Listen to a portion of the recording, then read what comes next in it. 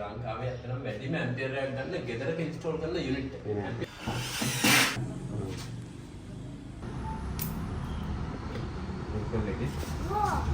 charge වෙන්නේ 2.8 kilowatt speed එක. මේ විදිහට කනෙක්ට් කරලා තිබ්බාම ඔයාලා ඇවිල්ලා මේක ෆික්ස් කරලා කනෙක්ෂන් එක දෙනවා. දැන් අපි ගියා හැමතැනම දාලා තිබ්බේ අර පොලික්‍රෝම් පාලනේ ප්ලාස්ටික් පෙට්ටි. මේක තමයි ලංකාවේ ඇත්තටම වැඩිම ඇම්පියර් එකක් ගන්න ගෙදරක ඉන්ස්ටෝල් කරන යුනිට් එක. ඇම්පියර් 30ක් ගන්න. ගෙදරට දෙන්නේ 32යි. 30ක් මේ යුනිට් එකට ගන්න.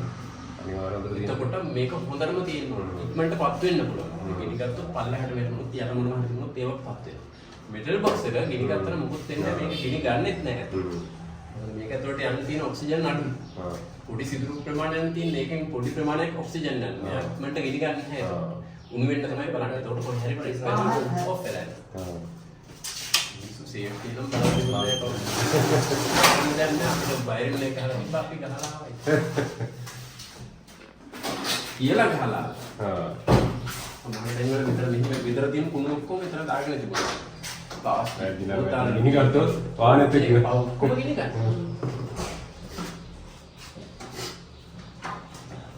පවත් තියෙනවනේ පොඩ්ඩක් දෙන්නත් තමයි. මේක ස්ටෝර් කරන්න ඕන නම් මෙන්න මේ ලෙවල් එකේ. මේක දාන්න තියෙන්නේ. ඒක අවුරුදු පැරාමීටර් එක මේ ලෙවල් එකට තියෙන්නේ. කොහොමද වෙනව? ඒකේ මොනවද ඩිස්ප්ලේ වැටෙනවද මොනවද? නෑ ඩිස්ප්ලේ කරන්නේ මේ පොඩි ඉන්ඩිකේටර් එකක් තියෙනවා.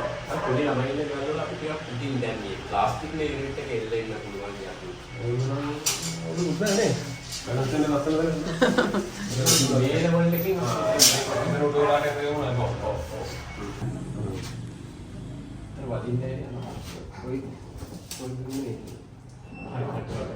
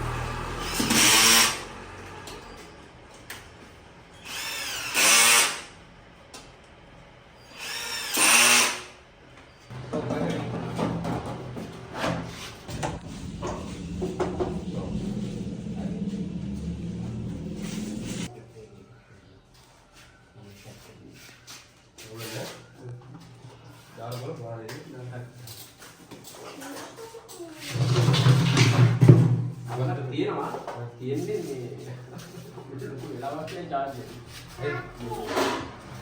load එක check. ඇම්පියර් 30 දෙනවා නම් පැය 8යි, පැය 5යි 8යි අතරදී full වෙනවා.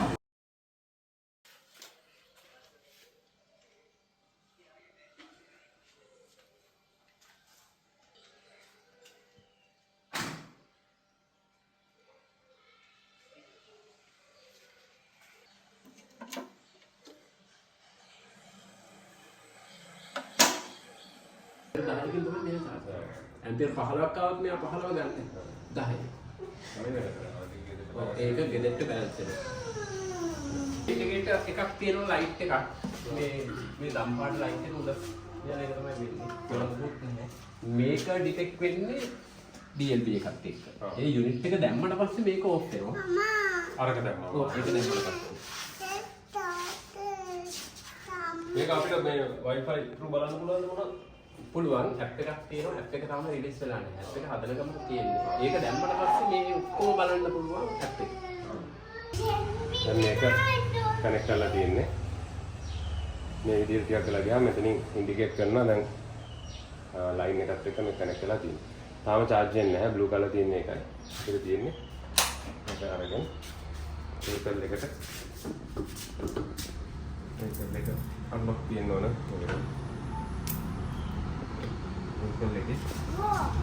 charge එක plug කරගන්න විතරයි. එතකොට ඔයගොල්ලන්ට පේනවා මෙතනින් charge එක connect කරනවා. communicate වෙලා අන්න දැන් charging. purple color කියන්නේ charging. දැන් නම් මගේ charge එක තියෙනවා. අර ඔයාලට පෙන්වන්න ඕනින්ද ගැලුවේ. දැන් මේක චුට්ටක් කරලා යනකොට තාම communicate වෙනවා. communicate වෙලා මෙතන charging power එකයි ඒ ටික පෙන්නනවා. 83 බැටරි දැන්ට තියෙනවා. charging power එක එන්න මං හිතන්නේ මම ඩෝ එක කරපු හින්දා පොඩ්ඩක් ඉන්නකෝ මං ඩෝ එක වහන්න නමට.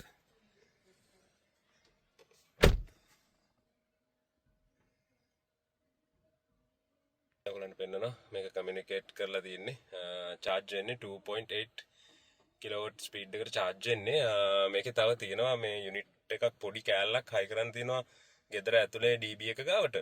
ඒක high කරලා නැති නිසා තමයි මේ speed එක මදි 2.8 වෙලා තියෙන්නේ. ඒක high කරාට පස්සේ සාමාන්‍යයෙන් මේක 4.5 විතර speed එකකින් charge කරගන්න පුළුවන් single phase නිසා. අපේ D board එක මෙතන ඉඩ නැති නිසා මේක වෙනම එළියෙන් high කරන්න උනා. මේක තමයි unit එක. මේ unit එක දැම්මට පස්සේ අපිට ඒකේ තියෙන benefit එක ගන්න පුළුවන්. 7 kV නම් යන්නේ නැහැ කොහොමත්. more than 5 kV kilowatt අපිට charge speed එක ගන්න පුළුවන්. මේකෙන් තමයි මේක Wi-Fi connect වෙනවා. Wi-Fi connect වෙලා ඊට පස්සේ charger එකත් Wi-Fi connect වෙලා. එතකොට charger එකයි මේකයි Wi-Fi through communicate කරලා ගෙදර ampere ගාන balance කරලා දෙනවා. එතකොට ගෙදර ampere ගාන මෙතනින් charger එක detect කරගන්න ampere කොච්චරද කියලා බලලා ඒ අනුව charge එකේ speed එක හදා ගන්නවා. ඉස්සෙල්ලා මේ unit එක නැති හින්දා තමයි charge එක මේ slow speed වැඩි කරේ safety පැත්ත හින්දා. දැන් charge එක on වෙලා තියෙන්නේ. කලින් සමහරට video clip එකේ ඔයාලා දකින්න ඇති මෙතන තියෙන light එක blink වෙවි තිබුණේ. ඒ කියන්නේ මේක අර unit එකත් එක්ක connect වෙලා තිබුණ නැහැ. ඒකයි blink වෙලා තිබුණේ. දැන් මේක blink වෙන්නේ නැහැ කියන්නේ charge එක on. charge එක on. මේක blink වෙන්නේ නැහැ කියන්නේ ගානට connection එක establish වෙලා තියෙනවා. දැන් අපි charge එක connect කරලා බලමු.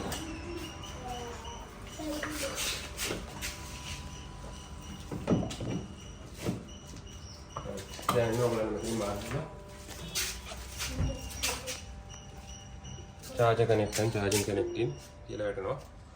චුට්ටක් කළා යනකොට දැන් මේක වැඩි වෙනවා. ඔන්න 3.5 4.7 5.2 5.3 දැන් ස්ටැබිලයිස් වෙලා ගන්නට එයා අවශ්‍ය වෝල්ටේජ් ගන්න ගන්නවා ස්පීඩ් එක.